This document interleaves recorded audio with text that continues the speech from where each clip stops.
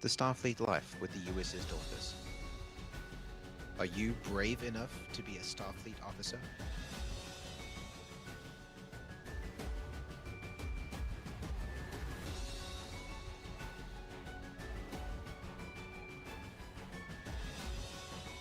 Do you have what it takes?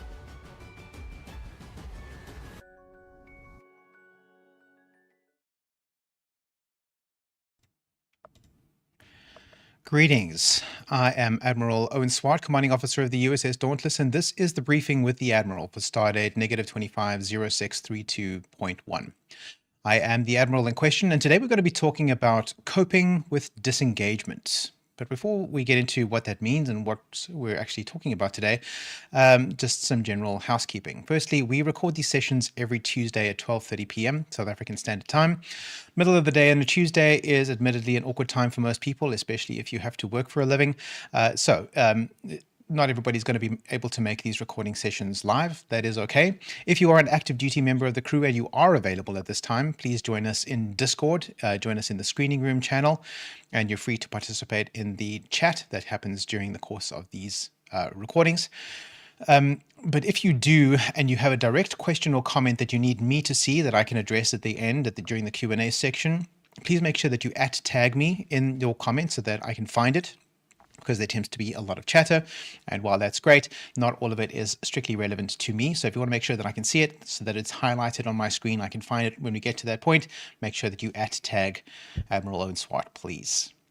If you are not an active duty member of the crew, you can join us on YouTube. These things are usually streamed live there. It looks like it's working this time. It usually does, but sometimes we have some trouble. You can ask questions or drop comments in the live chat on YouTube. I might be able to see that sometimes. It looks like that might be working today too, so yay. Otherwise, if you're not available at this time, you're welcome to watch the live stream after the fact on YouTube, and we will also upload it to Facebook a little bit later so that it's available there, whichever platform suits you best. Next, who are we? We are the USS Dauntless. The Dauntless is a future-focused advocacy and action group that is at its core a Star Trek fan club. We think that Star Trek is pretty cool, not only as a form of entertainment, but as a vision for an optimistic future in which pretty much all of the major problems that humans face today, crime, disease, poverty, war, etc., have largely, if not entirely, been eliminated on Earth, if not throughout the entire galaxy. And because we think that that sounds like a nifty idea, we decided to take on actions and projects that we can engage in the here and now to try and move our world towards that optimistic ideal so that hopefully our descendants can live in that kind of a world. So that's what we do. We are also a chapter of Starfleet, the International Star Trek Fan Association Incorporated, which is the world's largest organized Star Trek fan group, community, whatever you want to call us. Chapters in Starfleet International are labeled as starships, which is part of our metaphor. We are a Starfleet-style organization where we have ranks, uniforms, titles, etc. And starships are chapters. Chapters are just local groups of members in cities around the world. We have over 200 chapters worldwide, I think, last number I saw. Thousands of members, dozens of countries. We are the one that is based here in Cape Town, South Africa, although we have members online in cities around the world. Right, so let's get on to today's topic, and that is coping with disengagement. Now, when I talk about disengagement, what do I mean? I'm talking about members of the crew, members of the team who have disengaged from activity aboard the Dauntless. Now, these kinds of principles that we're going to be talking about today, they're kind of difficult. We try to skew positive in these briefings. We try not to go too negative, but unfortunately, sometimes we have to tackle the tough topics, and that today is one of those days. And I'm well aware that the people who are watching these briefings are not the people that we're talking about here. The people who are disengaging are the ones who are not here. They're not in the room. They're not watching these. They're members of the crew, but they have either signed up for duties that they are not tending to, or they're just not signing up and being active members of the crew, perhaps coasting along doing the bare minimum, or perhaps worse than that. In fact, there's kind of a spectrum of disengagement, and let's talk about that. So at the most sort of benign end of that spectrum of disengagement. We've got people who are they're late to reply to messages. They perhaps don't check their Discord every day. They don't read mission descriptions properly, so they miss out on details, and they're kind of sort of lagging behind everybody in that way. Then you've got sort of middle of the range. You've got kind of the chronic avoiders, people who are they want to be involved, but they don't really want to do the worky type things. You know what I mean? Kind of people who aren't interested in pitching in and helping out to make the community work, right? Because we are a volunteer group, we're a volunteer crew, a volunteer community, and it requires effort from each and every one of us, some more than others, in order to make this community function, how to keep it growing, keep it running, and to keep it moving into the future. And unless everybody is pulling some weight, it kind of gets left behind. So we have members today who don't feel that strongly about it. They just want to be here because they think it's kind of fun, but they don't really want to do the worky parts of it. So we call those the chronic avoiders. And then at the other end of the spectrum, we have the weaponized incompetence people. Now, it's unfortunate that we would even see people like that in an organization like the Dauntless. We try to attract only people who are really serious about our mission, about engaging in our activities, about improving themselves and becoming mission ready, and then using that mission readiness to make a difference in the world. That's really what our recruiting message is aimed at. Those are the people that we try to recruit actively. But sometimes people join who just aren't on board with all of that stuff. They kind of think that it sounds like a nice idea, but once they get through orientation and they kind of settle into a groove, then they tend not to be engaged. And what do I mean by weaponized incompetence? So this is a category of people who I want to be careful about ascribing malice where it's not appropriate. These are people who perhaps display what appears to be deliberate ineptitude. Whether or not it is deliberate is another question, but people who are they feign confusion about what's going on. They claim to not have information that we know that they have because it's been given to them. They refuse to read their messages. They refuse to check their calendar, and then act all surprised that they don't know that things have happened or that people are upset that they haven't delivered on their commitments. And they kind of forget the very basics that they learned in their new recruit orientation. The most important stuff that they learned when they joined the crew, they've kind of forgotten that stuff. Weaponized incompetence is a big problem in organizations around the world, not only on the Dauntless, everywhere. And every organization has to deal with this kind of thing. So these are the people who are at the sort of the extreme end of the disengaged crew members. Now, I want to be clear that these are not necessarily people who have broken any rules. They haven't done anything wrong. They're just actively avoiding taking on any kind of responsibility or doing any kind of work. And there is a cost for that. So again, the Dauntless is a volunteer crew. Everyone here is here because we choose to be so, because we think that there's something valuable and important about the Dauntless mission. And we've taken on a measure of responsibility for ensuring the success of that mission. Now, there are different tiers, there are different levels of taking on responsibility. I'm sure you recall from previous briefings, we've spoken at length about the difference between standard positions and duty stations. Standard positions are your regular rank and file member of the crew, people who have signed up to operate within a given department, but have not committed to a specific set of deliverables outside of the basic bare minimum deliverables that every member of the Dauntless crew is expected to conform to, which is maintaining an active account on Discord, checking in with their direct superior once a month, and attending Priority 1 missions.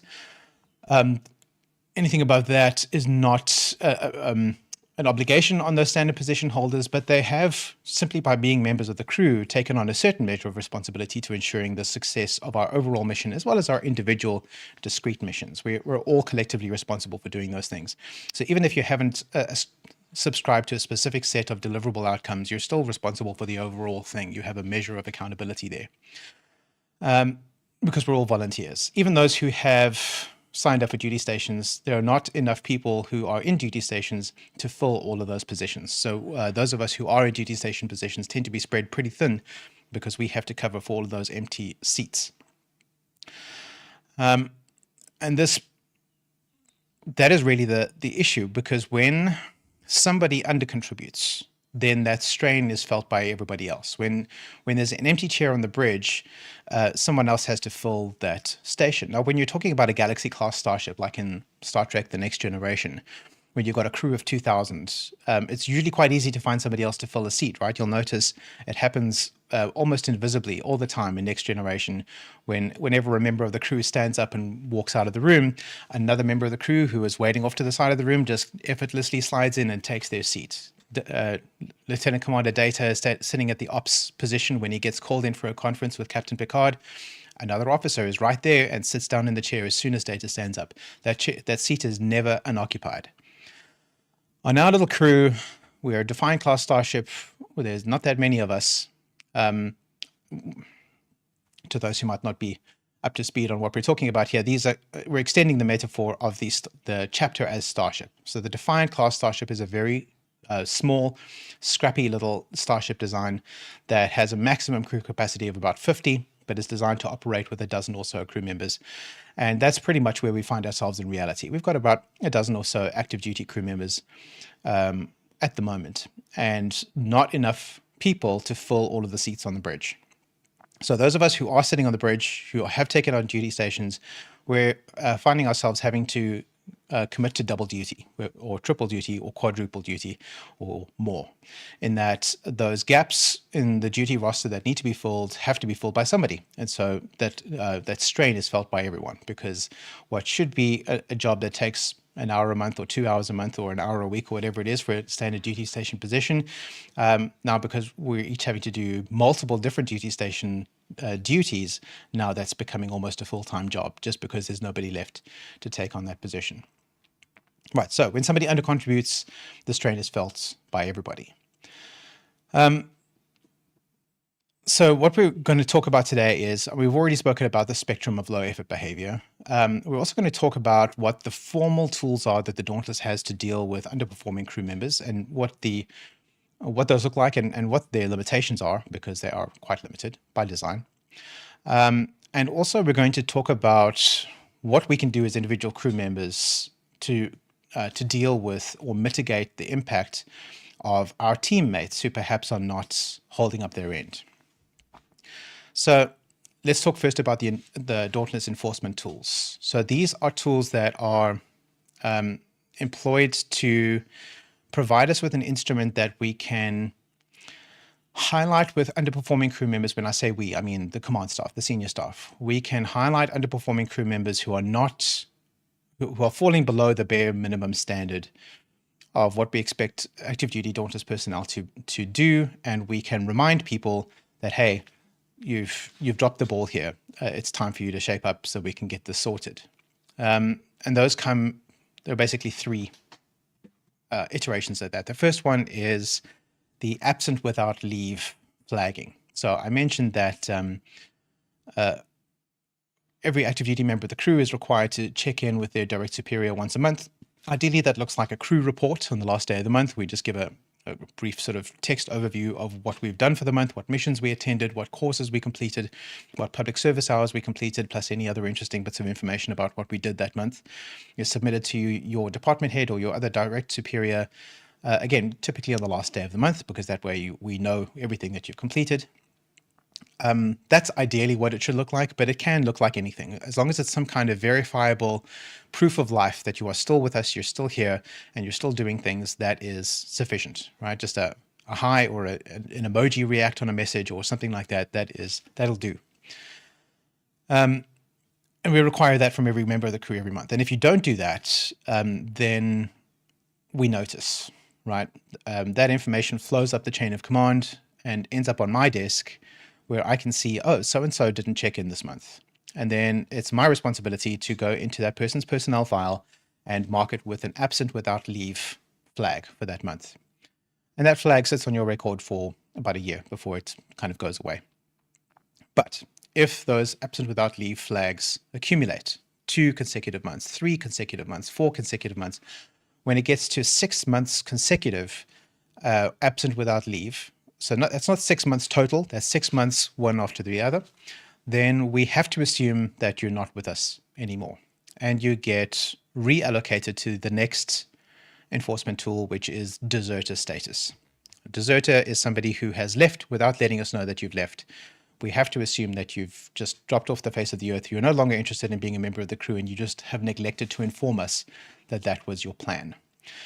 So deserters lose all access to all Dauntless systems immediately. They are kicked off the Dauntless Discord server, all of our social media groups, and your personnel file is flagged as deserter, which so if you decided that you wanted to rejoin the Dauntless again in future, we might decide to decline that application on that basis. So nobody wants to be a deserter. If you've got an AWOL flag on your personnel file, that's a signal to you that you need to pay a bit more attention to what's going on so that you can avoid accumulating more AWOL flags. And then the next one relates to priority 1 missions. So priority 1 missions are the most important things that we do. Most of the time, we're talking about blood donation missions, which we do every 9 weeks as a crew. On the same day, we have what we call a multi-vector away mission, where all of our different away teams in different cities around the world, we go out on the same day and donate blood together in our respective groups within reason. For example, we have 2 away teams where there is no permanent donation facility in that sector. So we have to allow for those specific groups to shift their mission to a different day so that they can go and give blood on a day that is as close as possible to our multi-vector mission. But generally speaking, for most of our sectors, that's not a constraint. And so we all go out together and donate blood together. Failing to report into that means that you have not shown up at the mission and you've not let us know that you weren't coming, right? So although you are expected to attend, at the very least, if you're not going to come, you have to let us know that you're not coming. And if you've missed it by accident or something has happened and you couldn't get us a message before the time, you need to let us know after the fact what happened, why you weren't there. You have until the 2nd of the following month to let us know your excuse for not attending that blood donation mission, or else you will receive a failed to report in flag on your record. An FTRI, failed to report in FTRI, is much more serious than an AWOL flag because just one already has detrimental effects. And what the FTRI has, if it is on your record, it is that it automatically excludes you from all consideration for opportunities for advancement. So that's rank promotions, awards, commendations, or anything like that. We, the Dauntless senior staff, will not consider any of those advancements within the Dauntless context. And if anybody outside of the Dauntless, so that's regional or fleet level, people contact us for more information about because perhaps somebody else has nominated you for fleet level advancement or recognition, we will let them know that we cannot justify you receiving that. So we can't stop the staff lead executive committee from giving you an award, but if they ask us for comment about it, we will inform them that we don't think it's a good idea. So for a whole year after you've received an FTRI, you are excluded from any advancement opportunities. So it is a big red flag, a literal red flag. It's an actual red flag on your personnel file that you have to work very hard to try and expunge. And there are ways you can do that. And if you're interested in expunging any FTRIs that you may have picked up, please contact me or your direct superior and we can work towards cleaning that off of your record. But it's going to take some effort from you. Otherwise, the FTRI goes away after 1 year. It's just deleted. We don't keep it on your record permanently. And if you accumulate more than 1 FTRI, bad things start to happen. Right. So those are the 3 sort of Dauntless enforcement tools that we have to impose on people who are failing to uphold the bare minimum standard. Oh, there's another way, by the way, of obtaining deserter status. So the other mandatory thing that all Dauntless crew members are required to do is to have a Discord account that is linked to the Dauntless Discord server. If you leave the Dauntless Discord server, that's instant deserter status. I mean, if you let us know that you're resigning or you're retiring or something like that, then that's fine. We'll note that in your personnel file. But if we wake up one morning and we see that you're just missing from the Dauntless Discord server, deserter. That means that you have deserted us, you've left us without letting us know, and we will probably not let you back in. Right, so those are the things that the Dauntless has at its disposal for dealing with people who are not meeting the bare minimum. But there's a pretty big gap between meeting the bare minimum and performing at optimum. And we want to employ some strategies that are not formal, that are not punitive, not confrontational, to try and encourage people who are underperforming, who could be doing better, to do better than they are. And this is something that we want to be able to do without necessarily escalating up the chain of command. We want to avoid situations where we have people tattletaling on each other, or shaming each other publicly or anything like that. That's not constructive. That's not helpful. That doesn't lead to a healthy or friendly social culture, which is part of what we're trying to build here about the Dauntless. So how do we do it? What can we do? Right. So basically it boils down to communication, right? So we've spoken on a few different briefings about different ways of communicating with people. And this is relates particularly to a way of having difficult conversations. And ideally, if you notice that a member of your team is not pulling their weight, they're not shaping up, they're not doing their work, you want to try and have a conversation with that person. Perhaps you want to engage that person first, and see if you can figure out what's going on. So here's some tips, some strategies, some tactics that you can use in that conversation. So firstly, you want to be using I language. So you don't want to be accusatory. You don't want to be laying blame. No pointing fingers. I feel like this is happening. It looks to me like this is what's going on. I'm not sure what the situation is. It's all about me. Okay. Then you want to be asking for clarity, asking for an explanation, rather than assuming people's, or anything really, assuming anything about any information that you don't have.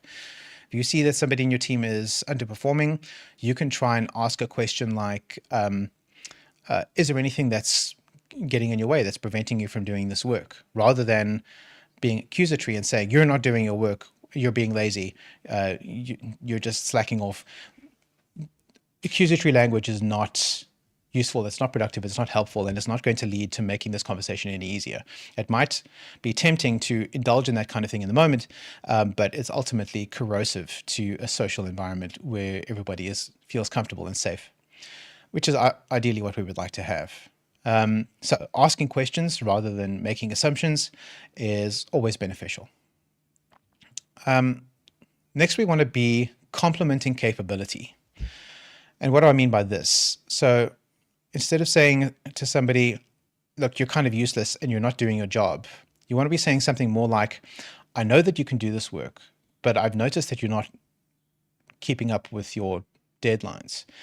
Is there something in the way of you completing that work by the specified date? So you see what we've done there. I've noticed, it seems to me, complement capability is, I know that you're good at doing this. I know that you're capable. So you're giving them a compliment and then asking the question, is there anything getting in your way of doing what needs to be done? Then next thing you want to offer is a path forward. So if the person who's struggling doesn't have a good answer to those questions, which if they're on the dodgy end of the spectrum, on the weaponized incompetence end of that spectrum, they're probably not going to have a good answer to your question, and that's okay. The question is almost rhetorical, right? The answer to the question kind of doesn't matter unless there is actually a problem that's in their way, that there is something that you can help with or something that you can help to compensate for. Ultimately, you just want to let them know that you've noticed that they're not keeping up with their obligations. So here it's important to provide them with a way out of the sticky situation. So they've been caught red-handed, or it's somebody has just noticed that they're going through an embarrassing situation. Offering a way out is quite important here. So this allows them to re-engage as easily as possible. So what would that look like? That could be something like, we've got these 5 tasks that have been allocated to you. 3 of them are behind deadline. Do you need help completing these? Can I assist you with that? Can I answer any questions you might have about how these things are done? What that does is it gives them a way out. It's not, they're not trapped, they're not cornered, they're not on the spot. It gives them an opportunity to re-engage, to say, oh, yes, you're right. I should have done those tasks by this date, but I haven't done it yet. I'll have those to you by the end of the day. It gives them an opportunity to recalibrate expectations, to recalibrate those obligations in a way that is actually achievable to them, and allows them to save face without having an awkward and corrosive confrontation. And that's something you ultimately want to avoid. You want to be keeping that in the back of your head, is you want to be avoiding confrontation. You don't want this to feel like you're challenging somebody or accusing somebody. You want to come across as curious, asking questions. You want to know more information about what's going on. Why is this not being done? Is there something happening in your personal life that we need to worry about? Do you have access to all the systems that you need to do the work? Is there a skill issue? Do you need more training? Curiosity rather than confrontation is a core assumption to make while you're engaging. While engaging in these kinds of difficult conversations. It makes those conversations much easier. It turns that difficult conversation into a mentorship opportunity, ultimately. Next, very, very important, is you want to assume good intent until proven otherwise, right? It's it can be tempting and emotionally easy to assume that somebody is just being willful or lazy or disingenuous or dishonest. But we can't assume that of another person within our social group unless they have made it abundantly clear that that's the case, right? We have to assume that they're simply mistaken or wrong or forgetful, or they've made a mistake, right? We have to assume the best of intentions. We have to assume that they're trying their best, but they fell short in some way or another, and that we are offering help to elevate them out of that difficult situation, not accusing them, not chastising them. So assume the best intent until proven otherwise. You also want to avoid repeated nudging. So having these difficult conversations is good and beneficial and constructive. But if you find yourself having to have this conversation with the same person more than twice, clearly it's not working and it's not as constructive as we might have hoped.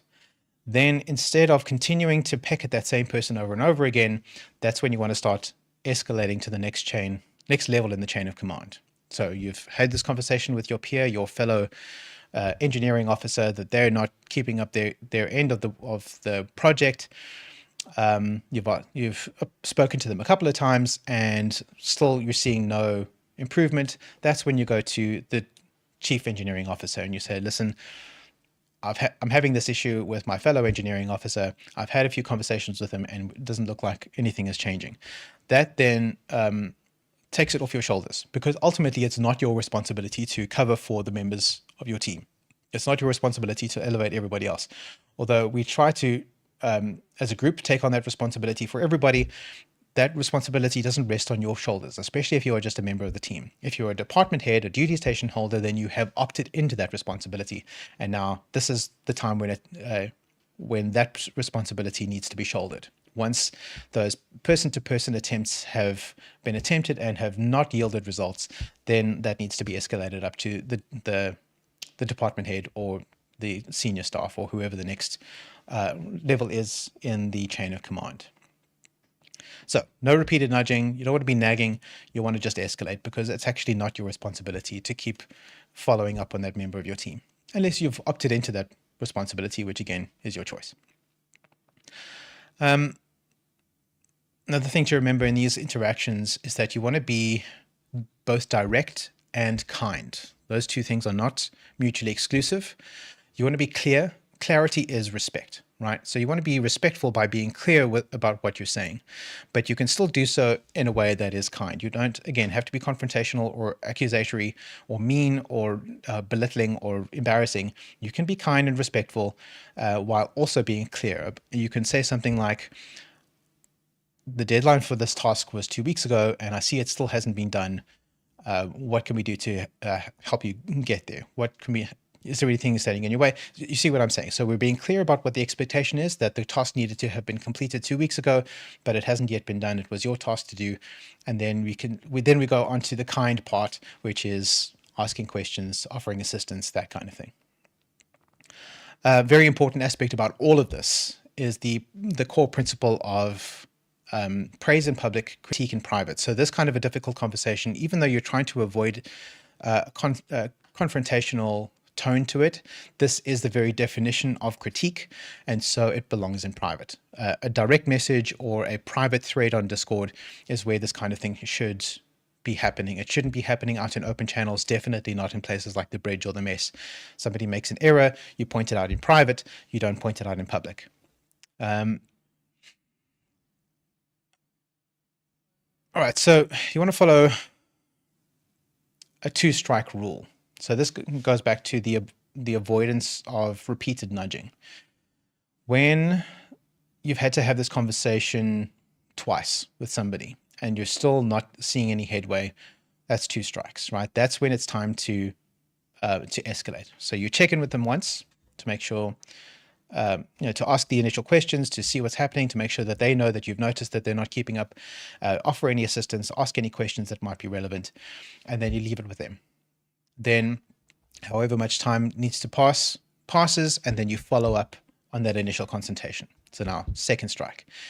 If during the follow-up you determine that no progress has been made and that we're still in the same situation, the next step then is to escalate. You don't want to be following up and following up and following up. One follow-up is all that you need. Because ultimately you're not a rescue party, right? It's not your job to jump in and help every member of your team. You have to protect your own energy, right? You have to protect your own space, your own patch, your own area of responsibility. You don't want to be giving up your own capacity for work by taking on other people's duties. Even if you feel like you have a little bit of extra capacity, you still want to be avoiding doing unnecessary work that doesn't belong to you, that you haven't signed up for, because that's not your job. If you feel like you want to take on more responsibility, please do. We desperately want that. But if you haven't signed up for that responsibility, it's not your job.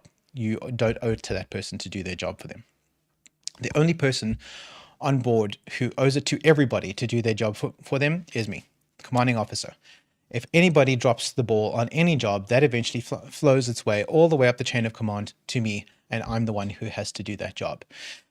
So in case you're wondering, if anybody notices when your work hasn't been done, yes, I notice, because I'm the one who has to do it. So it does go noticed. We detect it, we sense it, because the work needs to be done by somebody, and I am inevitably the one that ends up having to do it if somebody else hasn't done it. And because of that, because I notice, because I'm able to sense these kinds of things, we don't reward people who slack off. Quietly covering for a member of your team might be beneficial in terms of your social cohesion short term, once or twice. But if you're continuously covering for a member of your team long term, not only is it not beneficial for you, it's not beneficial for your team, and it's not beneficial for that person either, because I'm going to notice that has happened. It's clearly visible to me. I can see it in my reports, and I can see it in the work that I have to do. So that is some tactical coping strategies for some teammates who aren't keeping up their end of the bargain. Now, what if you're the one who's slipping? What if you find yourself in a situation where you have committed to some responsibilities, and now your personal circumstances have changed? Maybe you're ill, maybe your day job is taking up more time, maybe you're having a child, whatever it might be, and you find yourself no longer able to cope with the responsibilities that you committed to. What can you do? What is there to be done? Well, the first thing is communication. Oh my God, communication is the most important thing that you can do here. Let us know. The earlier you let us know that things are not going to work out, the more options we have to do things about that. Whether that means reallocating the work to somebody else, or adjusting the timeline for the work that needs to be done, or reassigning other staff accordingly, whatever it might be, right? Whatever options there are for mitigating that potential shortfall, the number of options decrease the closer it gets to the deadline. And once we're past the deadline, then the options kind of fall away. So the earlier you know that things are not going to work out, the earlier you communicate it to us, the better it is. So don't just disappear. Don't just stop messaging. Don't just ignore us and leave us on red. Let us know. Communicate. Drop us a line.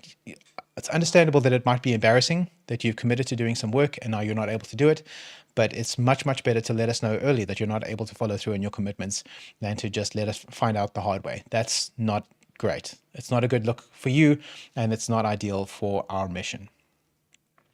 So if necessary, there's always the option to scale back or to shift your roles if needed. If you've committed to a duty station and you find that you don't have the capacity to keep doing that duty station, you can always step down from that duty station, go back to being a standard position holder, or perhaps you can step down into a deputy position and have somebody else step into the role that you had, or something like that. There are always options that can be explored, but we can't explore those options if we don't know that that's going to happen. Because silence erodes trust more than honesty ever could. We might be disappointed that you're not able to do the work that you're committed to do, but we'd rather know than have you just disappear off the face of the earth and then the work just doesn't get done and we all get blindsided by that. So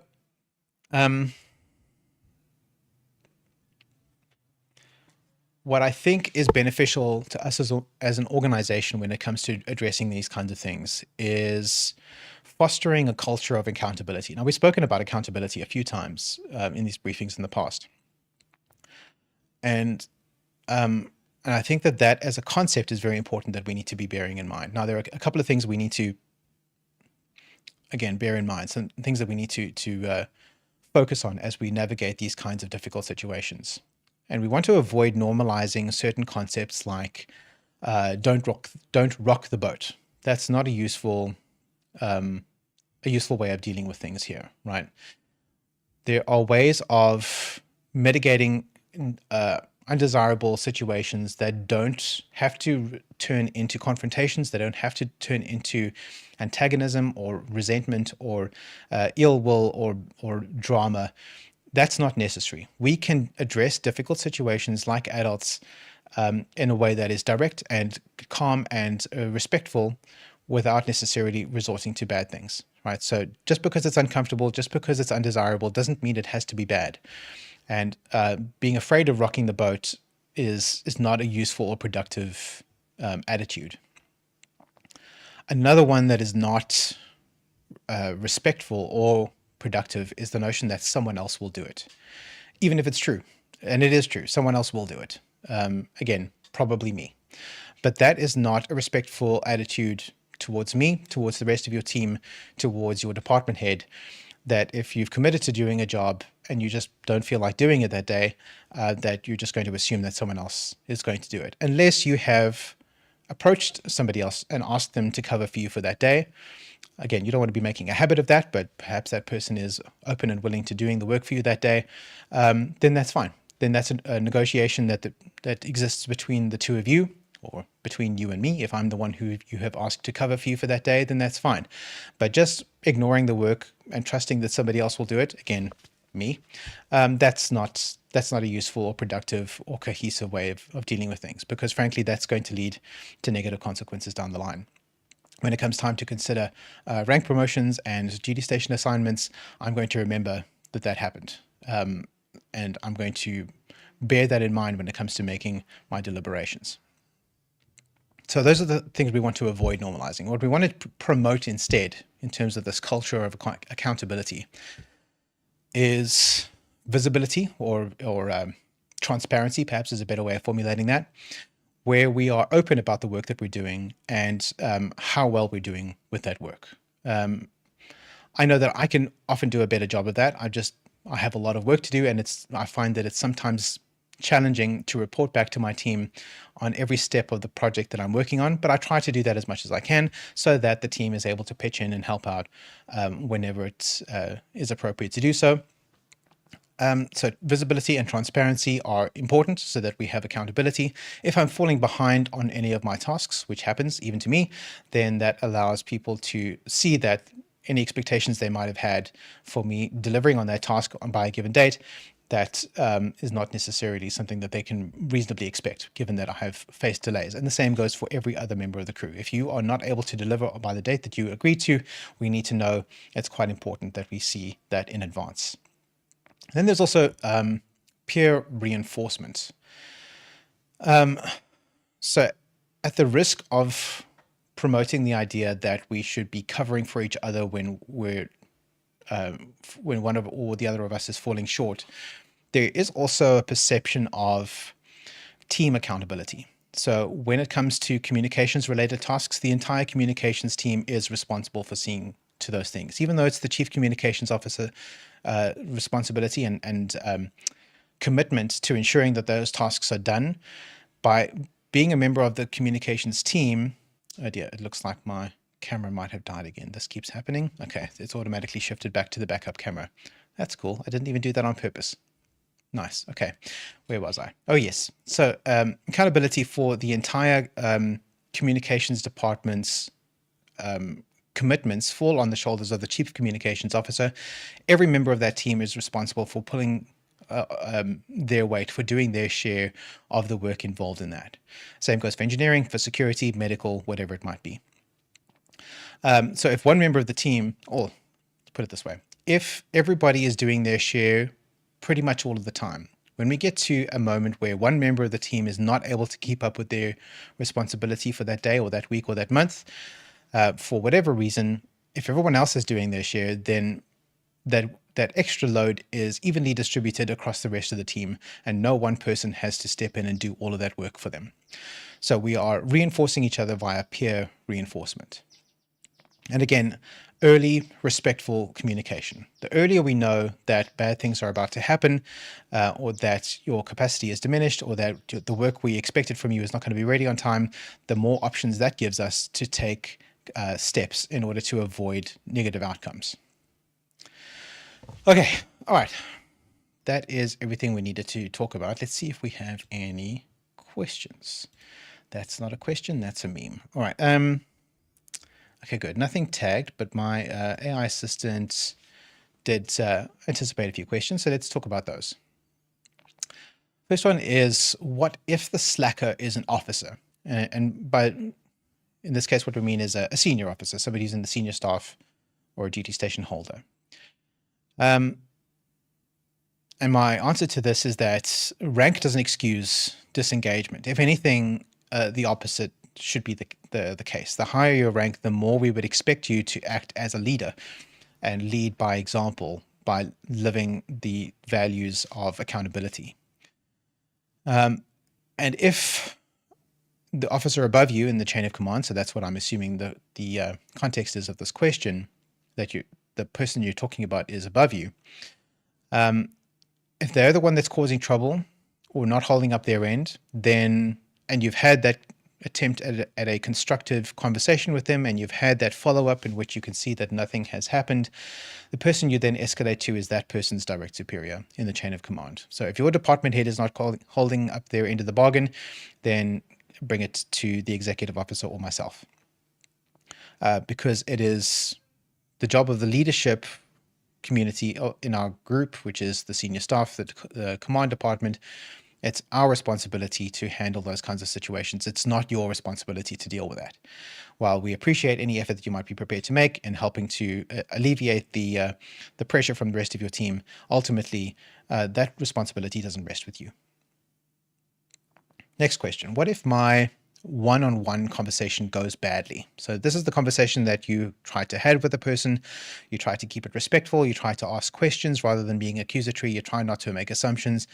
But the person that you're having that conversation with flips out and they don't take it well. What do you do? I would recommend trying to remember that, again, it's not your responsibility to help your teammates do their job, right? Being helpful by speaking to them in that way is over and above your duties. Although we are glad for the effort, we don't require that of you. So bearing that in mind is quite important. And what that concept hopefully would allow you is the emotional distance to then stay calm in response to somebody having a bad reaction. If you're able to stay calm and end the conversation respectfully, you can then step back and escalate that up the chain of command immediately, because you're not responsible either for their duty or for their reaction for that. Simply by talking to somebody about their lack of collaboration, as long as you've done it kindly and respectfully, their emotional response to that is not on you. So step back, end the conversation, escalate, and let the leadership team do what we're supposed to do. All right, next question. I've been covering for my teammate for months. What do I do now? Stop covering for them. It's not your job to do somebody else's job. While as a member of a team, you have a collective responsibility to ensuring that that work gets done. It's not on you to make sure that every other member of the team does their work by doing it for them. That's my job. So stop covering from them. Stop covering for them. Inform your direct superior. Your superior probably already knows, but let them know that they know that you know, and let the accountability systems kick in. Just focus on your own work and let the chain of command do its thing. Next question, can we formally track contributions? Yes, we can, especially for duty stations. So these are the positions that have defined outputs. They all have measurable KPIs, key performance indicators, and we can see very clearly on our various spreadsheets when people are not holding up their end of the bargain.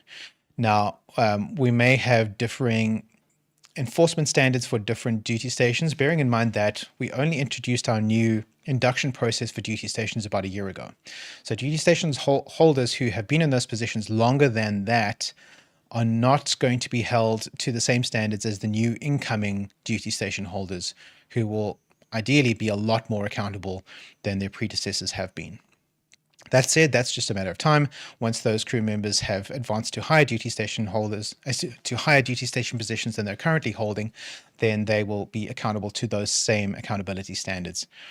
So then it'll be applying across the board. But as of now, we're in a weird transitional stage where you have new duty station holders or new potential duty station holders who are being held to a higher standard of accountability than the old incumbent ones, but that will normalize probably in a year or two.